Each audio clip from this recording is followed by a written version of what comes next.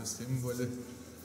Truputinai pakrypo, bet tikriausiai vis tiek eglutė yra simbolis, kuris simbolizuoja gerus jausmus ir visai bendruomeniai akademijos, ir studentų bendruomeniai, ir dėstytojams linkiu kuo geriausio. Dabar tokie metai labai tinkami mūsų akademijos bendruomeniai, tai arklio metai.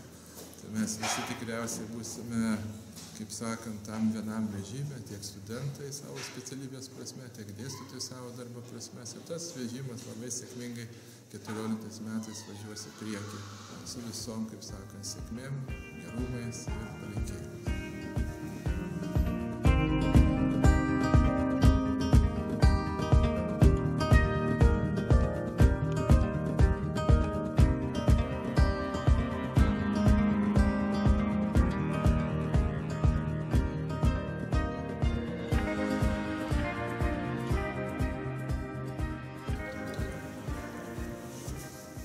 Mėly studentai, miela mūsų akademijos bendruomenė, dėstytojai, darbuotojai.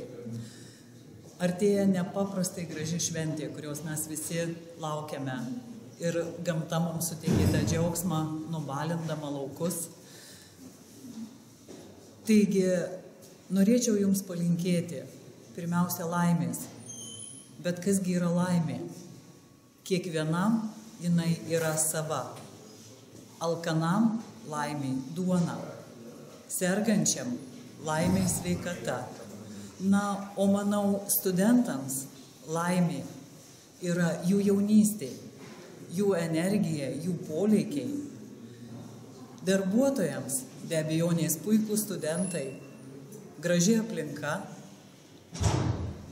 Taigi visiems apibendrinant, norėčiau pasakyti, kad sutikime naujuosius metus, sutikime kalėdas ramybėje, naujuosius šurmulyje ir tegul tie ateinantys metai nebus blogesni, negu buvo šitie, o atneš naujų iššūkių, naujų vilčių, naujos energijos ir naujų pasiekimų.